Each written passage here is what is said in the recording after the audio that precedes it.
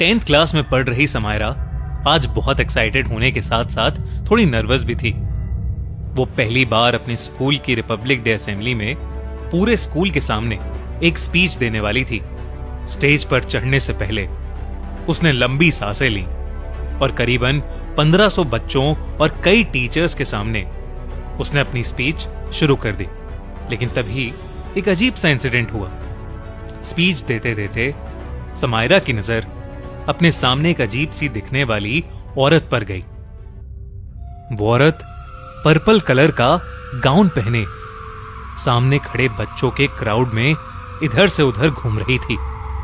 उसके बाल पूरी तरह बिखरे हुए थे और वो बच्चों के बीच चलती हुई सिर्फ समायरा को ही घूर घूर कर देखे जा रही थी।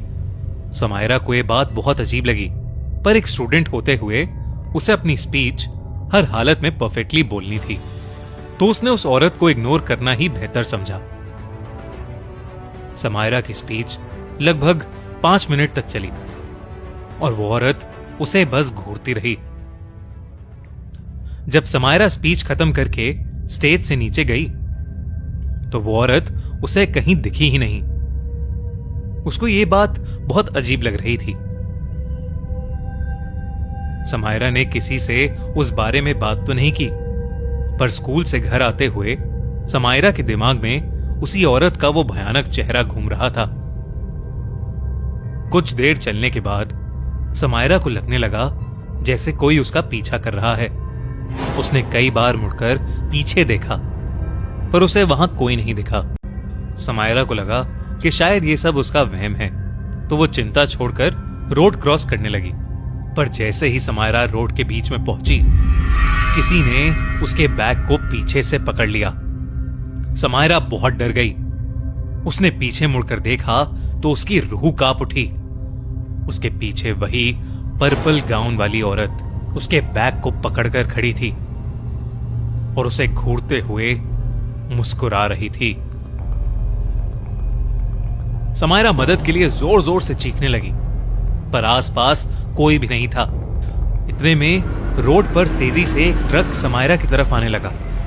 समायरा उस ट्रक को देखकर और जोर से चिल्लाने लगी। वो उस औरत से अपनी जान की भीख मांगने लगी। वो ट्रक समायरा से टकराने ही वाला था कि तभी उस औरत ने समायरा का बैग छोड़ दिया और समायरा रोड के दूसरे कोने पर जा गिरी। समायरा की आंखों के सामने वो ट्रक उस औरत के शरीर से आर पार हो गया था।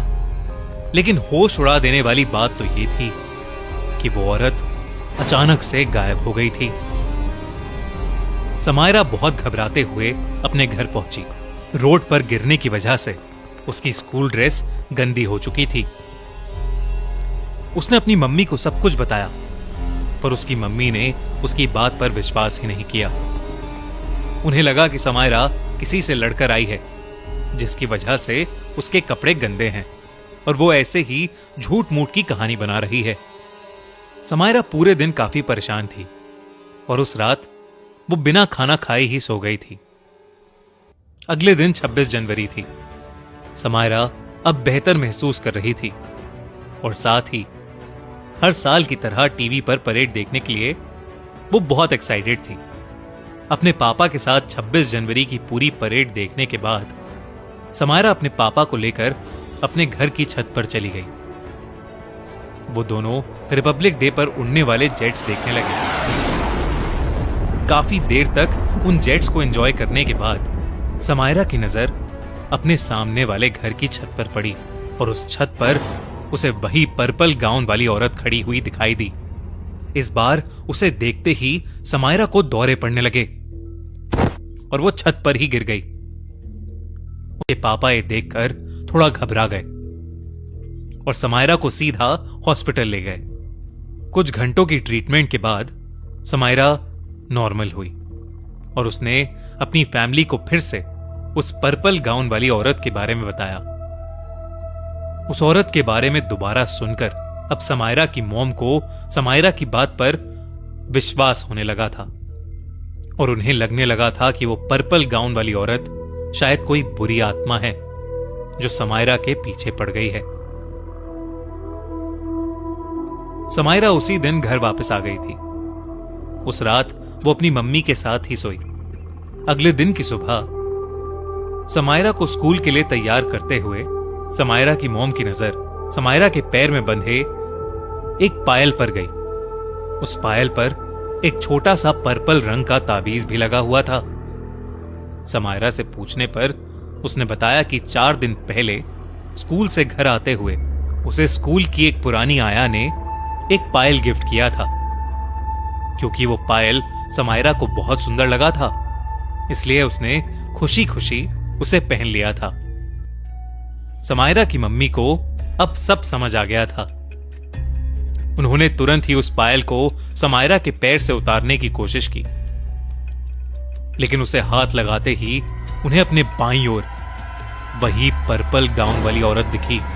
और इस बार वो औरत समायरा की मां को बेहद गुस्से से देख रही थी। उसकी भयानक शक्ल देखकर समायरा की मॉम ने जल्दी से उस पायल को उतारा और अपने घर की बालकनी से नीचे फेंक दिया। नीचे गिरकर उस पायल पर लगा वो ताबीज भी टूट गया और वो औरत उनके सामने ही जलने लगी। ये देखकर समायरा और समायरा की मां के होश उड़ गए थे। इसके बाद समायरा की मां उसे लेकर स्कूल चली गई ताकि वो स्कूल की उस आया से मिल सके जिसने समायरा को वो पायल दी थी। जब वो स्कूल पहुंचे तो पता चला कि उस आया को मरे हुए 30 साल से ऊपर हो चुके हैं। स्कूल की पुरानी फोटोज मिली तो उसमें से एक फोटो में उस आया ने वही पर्पल कलर का गाउन पहना हुआ था। खैर, उस दिन के बाद से समायरा को वो पर्पल गाउन वाली औरत दोबारा कभी नहीं दिखाई दी। कैसी लगी आपको ये कहानी? क्या आपको भी कभी किसी स्ट्रेंजर